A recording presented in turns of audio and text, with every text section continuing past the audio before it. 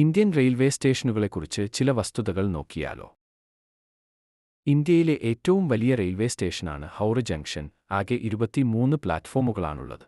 ഹൂഗ്ലി നദിയുടെ കിഴക്കൻ തീരത്താണ് ഇത് സ്ഥിതി ചെയ്യുന്നത്. കൊൽക്കത്തയിലേക്കുള്ള പ്രധാന റെയിൽ കവാടമായി ഇത് പ്രവർത്തിക്കുന്നു. പ്രതിദിനം 10 ലക്ഷത്തിലധികം യാത്രക്കാരെ കൈകാര്യം ചെയ്യുന്ന ഈ സ്റ്റേഷൻ രാജ്യത്തെ ഏറ്റവും തിരക്കേറിയ സ്റ്റേഷനുകളിൽ ഒന്നായി ഇതിനെ മാറ്റുന്നു. കിഴക്കൻ റെയിൽവേക്കും തെക്കുകിഴക്കൻ റെയിൽവേ മേഖലകൾക്കുമുള്ള ഒരു പ്രധാന ടെർമിനലായി ഇത് പ്രവർത്തിക്കുന്നു. ചരിത്രപരമായ ചുവന്ന കെട്ടിടവും ഹെവി ട്രെയിൻ ഗതാഗതവും ഇതിനെ ഇന്ത്യയിലെ ഏറ്റവും പ്രധാനപ്പെട്ട റെയിൽവേ കേന്ദ്രങ്ങളിലൊന്നാക്കി മാറ്റുന്നു. ഹുബ്ബള്ളി ജംഗ്ഷനിലാണ് ലോകത്തിലെ ഏറ്റവും നീളം കൂടിയ റെയിൽവേ പ്ലാറ്റ്ഫോം ഉള്ളത്. ഏകദേശം 1507 മീറ്റർ നീളമുണ്ട്.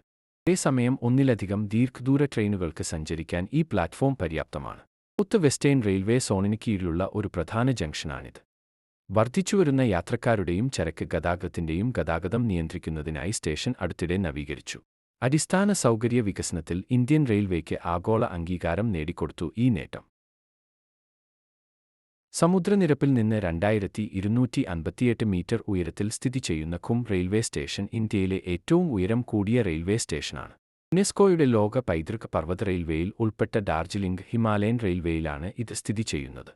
മനോഹരമായ കുന്നുകൾ, മൂടൽമഞ്ഞ്, തണുത്ത കാലാവസ്ഥ എന്നിവയാൽ ചുറ്റപ്പെട്ട ഈ സ്റ്റേഷൻ ഡാർജിലിംഗ് മേഖലയിലെ വിനോദസഞ്ചാരത്തിൽ പ്രധാന പങ്ക് വഹിക്കുന്നു.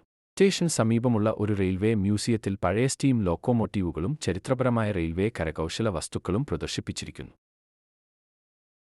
ഇന്ത്യയിലെ ഏറ്റവും തിരക്കേറിയ റെയിൽവേ സ്റ്റേഷനുകളിൽ ഒന്നാണ് കാൺപൂർ സെൻട്രൽ. ഡൽഹി, മുംബൈ, കൊൽക്കത്ത, ലക്നൗ തുടങ്ങിയ പ്രധാന മെട്രോപൊളിറ്റൻ നഗരങ്ങളെ ഇത് ബന്ധിപ്പിക്കുന്നു. നൂറുകണക്കിന് പാസഞ്ചർ എക്സ്പ്രസ് ട്രെയിനുകൾ ദിവസവും ഈ സ്റ്റേഷനിലൂടെ കടന്നുപോകുന്നു. ഒന്നിലധികം പ്ലാറ്റ്ഫോമുകളും ആധുനിക യാത്രാ സൗകര്യങ്ങളും ഇവിടെയുണ്ട്. ഇതിന്റെ കേന്ദ്രസ്ഥാനം ഇതിനെ വടക്കേ ഇന്ത്യയിലെ ഒരു പ്രധാന റെയിൽവേ ഹബ്ബാക്കി മാറ്റുന്നു. ഇന്ത്യയിലെ ഏറ്റവും പഴക്കമേറിയതും വാസ്തുവിദ്യാപരമായി പ്രാധാന്യമുള്ളതുമായ റെയിൽവേ സ്റ്റേഷനുകളിൽ ഒന്നാണ് Chhatrapati Shivaji Maharaj terminus. Victorian Gothic ശൈലിയിൽ നിർമ്മിച്ച ഇത് യുനെസ്കോയുടെ ലോക പൈതൃക സ്ഥലമായി അംഗീകരിക്കപ്പെട്ടിട്ടുണ്ട്. ബ്രിട്ടീഷ് കാലഘട്ടത്തിൽ ഇത് വിക്ടോറിയ ടെർമിനസ് എന്നറിയപ്പെട്ടിരുന്നു. സെൻട്രൽ റെയിൽവേ സോണിന്റെ ആസ്ഥാനമായി ഈ സ്റ്റേഷൻ പ്രവർത്തിക്കുന്നു. മുംബൈയിലെ സബർബൻ ദീർഘദൂര ട്രെയിനുകളുടെ ഒരു പ്രധാന ഉത്ഭവസ്ഥാനം കൂടിയാണിത്. മഹാരാഷ്ട്രയ്ക്കും ഗുജറാത്തിനും ഇടയിലുള്ള അതിർത്തിയിലാണ് നവാപൂർ റെയിൽവേ സ്റ്റേഷൻ നിർമ്മിച്ചിരിക്കുന്നത് എന്നതിനാൽ ഇത് സവിശേഷമാണ്. സ്റ്റേഷന്റെ ഒരു ഭാഗം മഹാരാഷ്ട്രയിലും മറ്റേ ഭാഗം ഗുജറാത്തിലുമാണ്. ബെഞ്ചുകളും സൈൻബോർഡുകളും പോലും സംസ്ഥാന അതിർത്തിയെ സൂചിപ്പിക്കുന്നു.